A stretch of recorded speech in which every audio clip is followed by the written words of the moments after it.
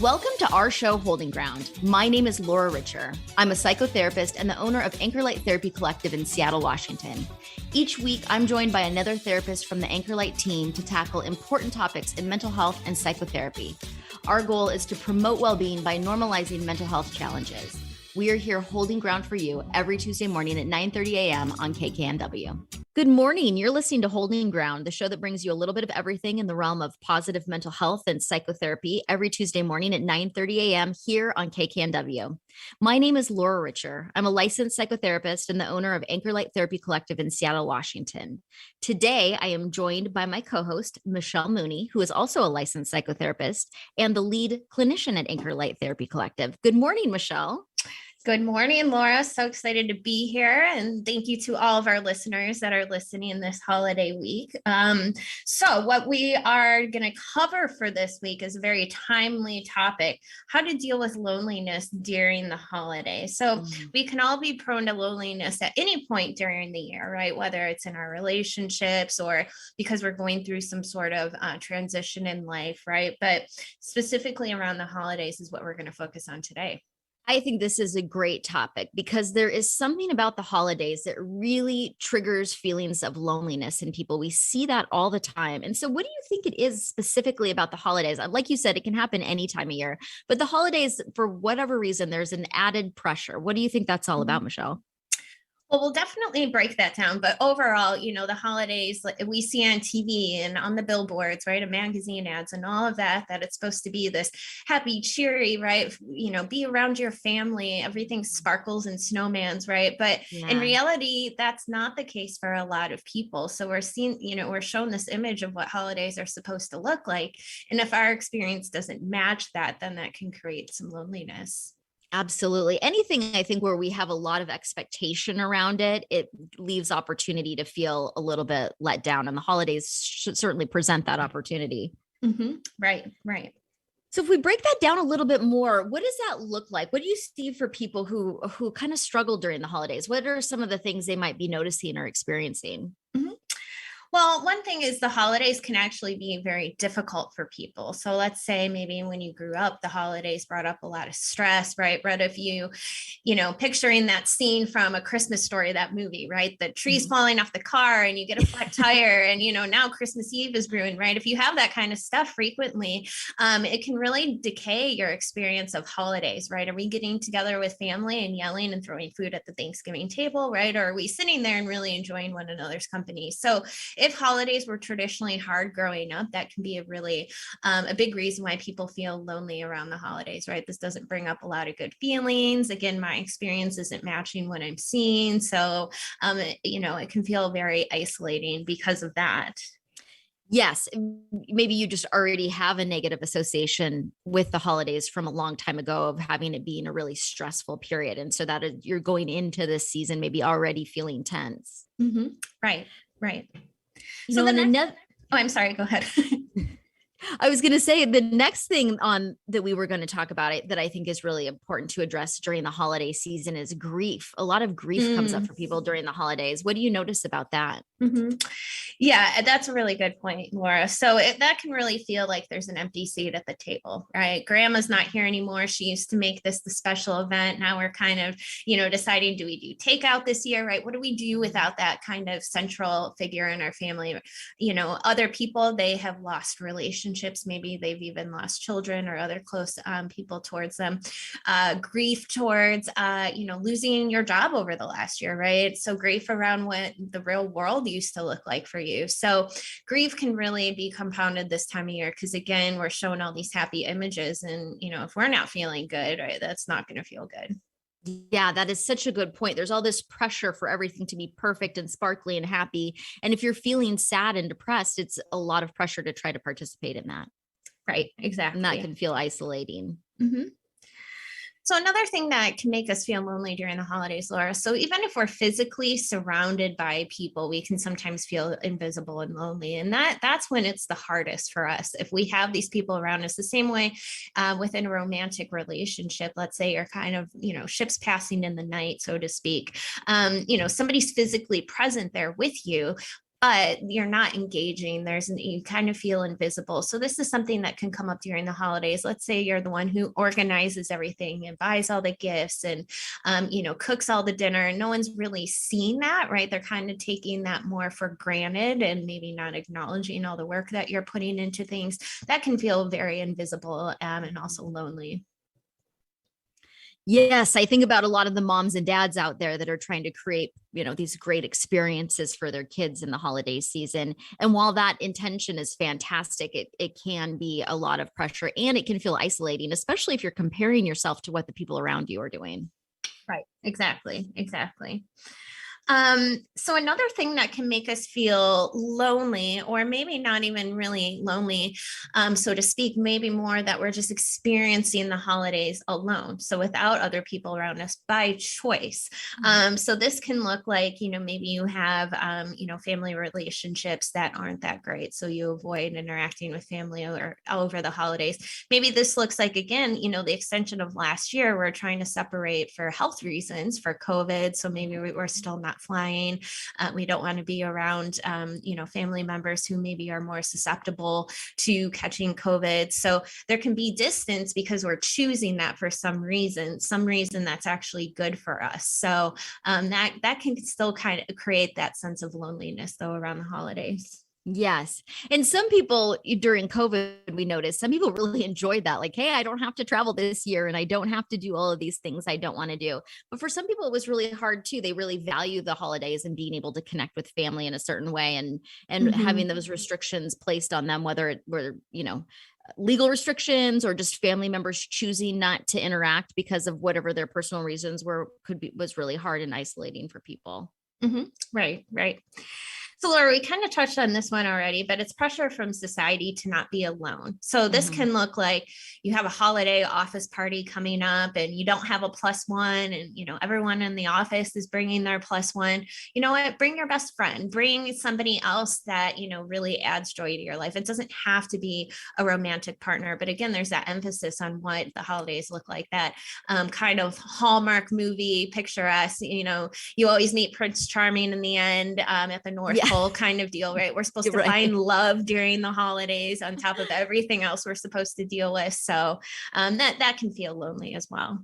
Yeah. And also I would say for family or couples who are struggling with infertility, going to family events where there's kids, or if you're single and your family events are everyone's coupled with families, that can trigger a sense of lack, feeling that you're lonely or feeling that you're isolated, which is why it is so important not to compare yourself to what everybody else is doing. I even hear people say who really enjoy their singlehood that during the holidays, they feel like they should be doing something else. In fact, it's just a brief time of year, and you can engage in it in whatever way you choose. Exactly. And I like that you mentioned shoulds, because really that S word, right? Should can just turn into shame. I should be doing these things. And then when we're not, we feel bad about ourselves for doing or not doing those things. So, and I really like that you touched on the infertility piece and, other things, pregnancy loss, right? Maybe you have a young child that, passed away, whatever it is, your experience around children, you really want to create a family and you can't for some reason. And again, the holidays are, here's children, visiting Santa and all the gifts, and children are everywhere. And if you don't have that, that can feel very lonely, of course. Absolutely. So the next one on our list is something that I think can be very triggering for people as well during the holidays. And that is for people who suffer from any sort of substance use disorder or eating disorder. What do you notice for those clients, Michelle? Why can the holidays be especially lonely for them? Well, with substance use disorder, substances are everywhere during the holidays. So we go to the store and there's the fancy end cap of fancy wines, or, again, looking at a magazine, or I guess more so online now we're doing our reading. There's that fancy new cranberry vodka or whatever it is. It's very much in people's faces, and Toasting kind of the New Year with champagne. I mean, right. It's all throughout. Yeah. We celebrate with alcohol. So that can be very triggering to people if they don't have a solid plan of what they're, going going to do during that event? Do you bring somebody else who's sober with you, or somebody else who's going to be sober in solidarity? So, trying to make plans around that so you don't feel as lonely and isolated. And then around disordered eating, food, right, is always the main event of holiday gatherings. So if you don't have a healthy relationship with food, maybe you just entered recovery from an eating disorder, food is a very sensitive subject. So, and you don't want people to mention that. You don't want to feel bad about how you're eating. There's a lot that can go into that. So that can also create a sense of loneliness, right? I'm the only one here who might be struggling with this sort of thing. Well, then one of the things on the list here, I think I hear my clients talk a lot about is this sense that they are obligated to spend a certain amount of money or create a certain experience for their friends and family members around the holidays. And maybe they don't have the resources to do that. Mm-hmm. That can feel like a very isolating experience. Right. Yeah. If we have an income disparity within our family, so we have, super fancy tech guy, right? And then maybe you're struggling with a lower paying job and you want to be able to match that and you really just can't. So maybe having discussions with your family, hey, can we do a white elephant this year, or set a price cap on, Secret Santa, or whatever we're doing to create maybe more of a sense of equality, or we start saving up earlier on in the year for a gift budget, something like that, where because it can feel bad when you feel like your gift isn't measuring up, right? Or that you're going into massive debt to try to accommodate people when maybe you're going against your own boundaries, that's not really what you want to be doing. Yes. Yeah. Then you're crossing into dangerous territory just to kind of keep up, again, trying to match what the expectations are, the image of what a holiday should look like versus what you can actually do. If this is going to cost, stress after the holidays, you get a huge credit card bill and you don't know how to pay it off, right? It's not really worth it. Right. So sometimes people don't know that they're experiencing loneliness or depression or anxiety. What are some signs that people might key into to let them know that maybe they're experiencing more stress or more anxiety around the holidays than they even are aware of? Mm-hmm.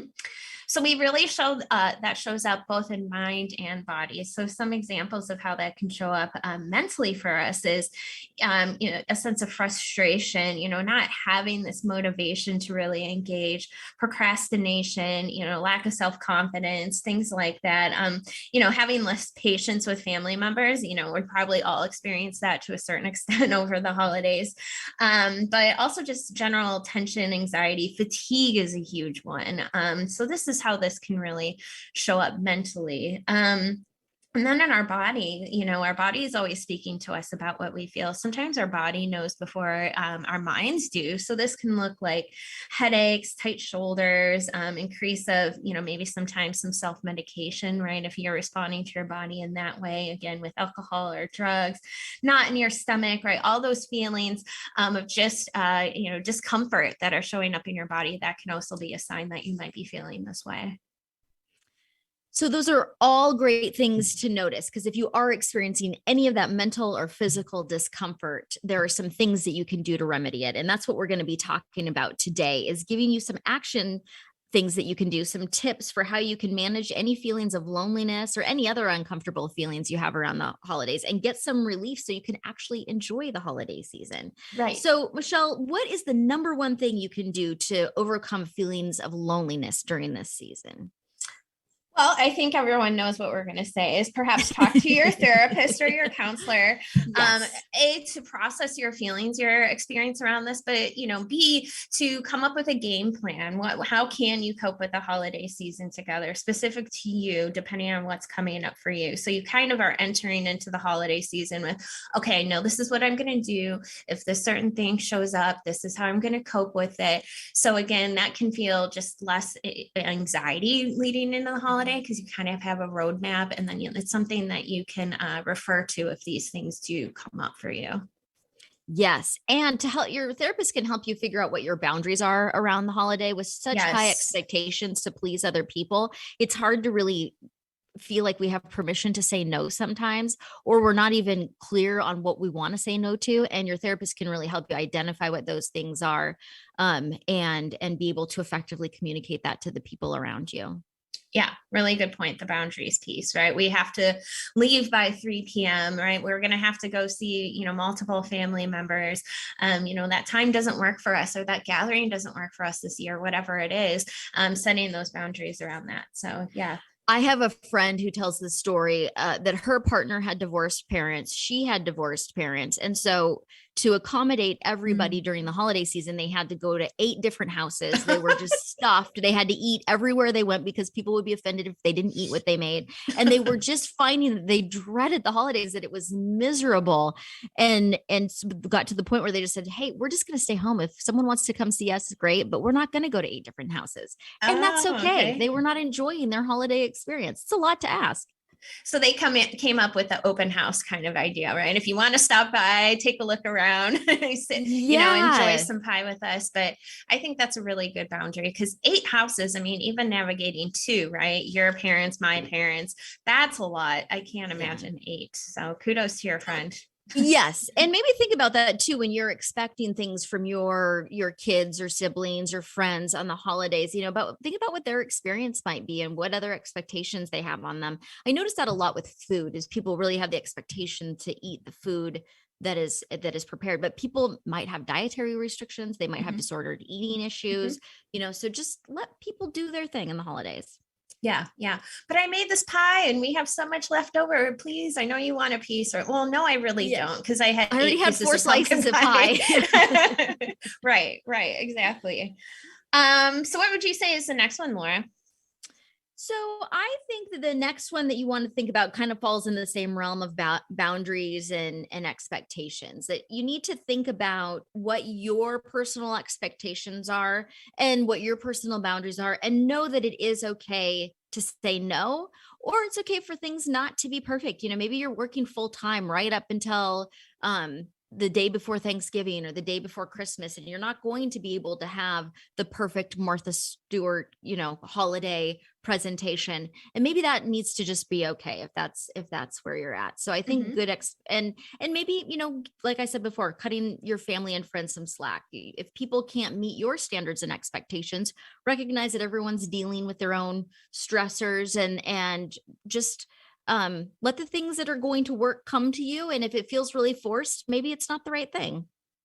Absolutely. And that's actually another thing that can cause loneliness over the holidays is, maybe we're so busy, we're not checking in on one another. What does work for you? What would be a good time for us to come over? What is a good, price cap on Secret Santa, whatever it is, checking in on one another, because we're so busy. So that in itself can create a sense of loneliness. Right. Yeah. So what else? What are some other good things for people who are feeling lonely over the holidays, Michelle?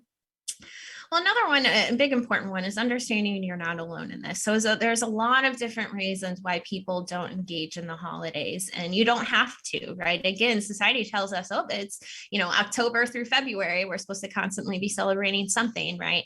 And the reality is that's not everyone's experience for whatever reason. So again, it could be childhood history. It could be maybe you just don't like the holidays. Maybe, you just don't participate in holidays for different religious or cultural reasons. There's a lot of reasons why we don't. So you're definitely not the only one. So show yourself some compassion around that. Take a step back, and, really embrace the fact that, this isn't just me. I'm not lonely in this experience, right? So trying to keep a lot of people feeling that way. Yeah. Yep.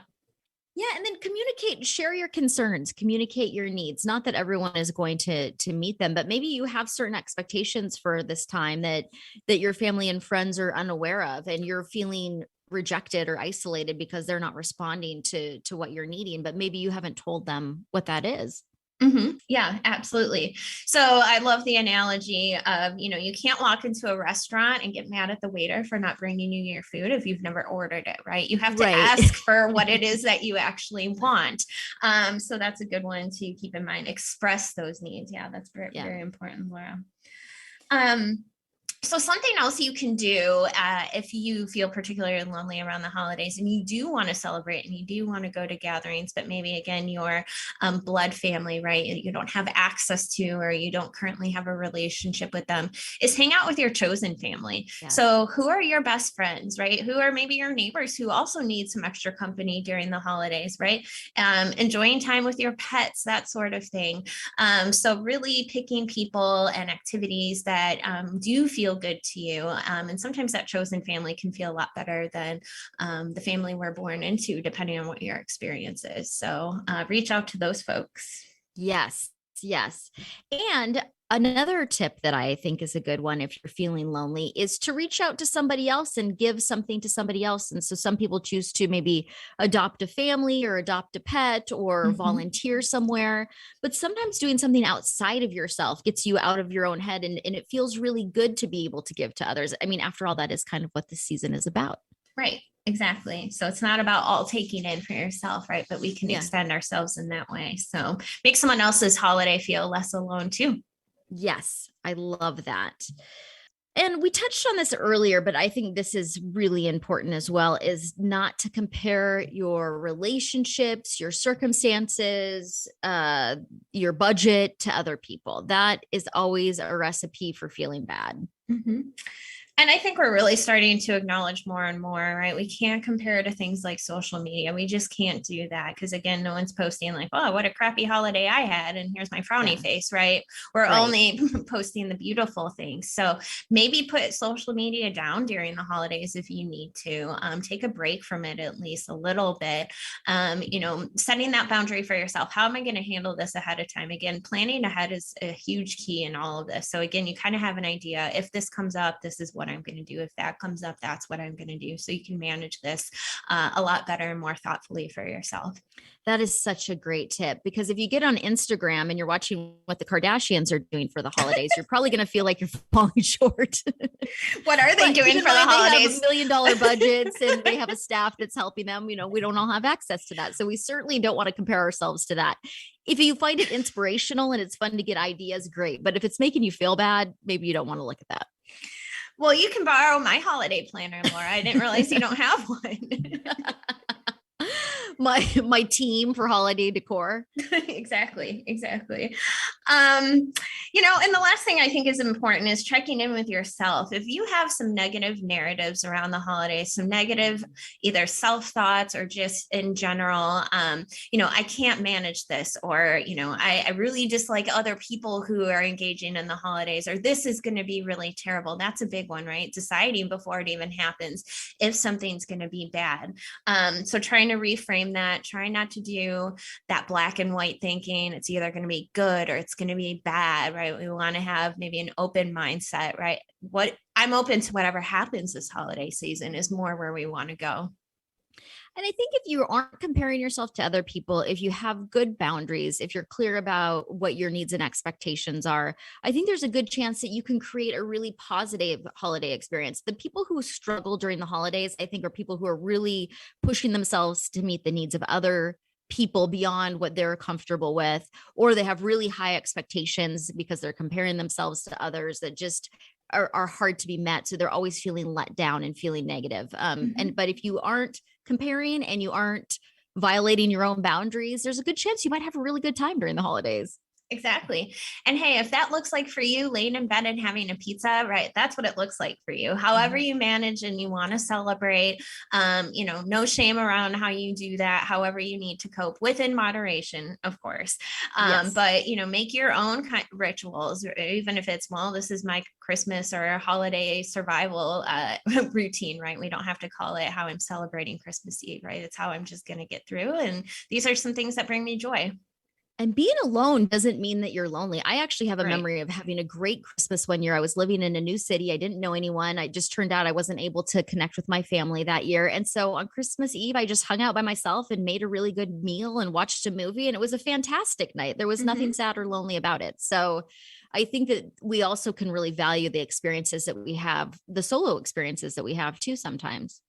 Exactly. Yeah. Being alone, being able to reflect maybe on the year that has passed, maybe on, hopefully some intentions for the year ahead, right? Not using that word resolution because we can't all become fit within a month if we all rush to the intentions. gym. But I like intentions. Right. I have the intention of maybe getting healthier this year. So maybe starting to reflect on some of those things. And if we're staying home and we're alone, right? We don't have to shower. We don't have to get ready. It's just us. A lot of nice things about that. Yeah. So not to make myself sound lazy, but there are positives to all of these things. There really, really can be. You can really enjoy all types of holidays. So Michelle, I cannot believe it, but we are out of time for today. We really hope that you found these tips helpful and you're on your way to creating a satisfying and enjoyable holiday season, whatever that means for you. Thanks for tuning in to Holding Ground, the show that brings you a little bit of everything in the realm of therapy and positive mental health. We'll see you next Tuesday morning at 9:30 a.m. here on KKNW. All right. Take care. Thanks for tuning in to Holding Ground. You can hear us here every Tuesday morning at 9:30 a.m. on KKNW. I'm Laura Richer at Anchorlight Therapy Collective. Find us online at anchorlighttherapy.com. And we'll see you next week.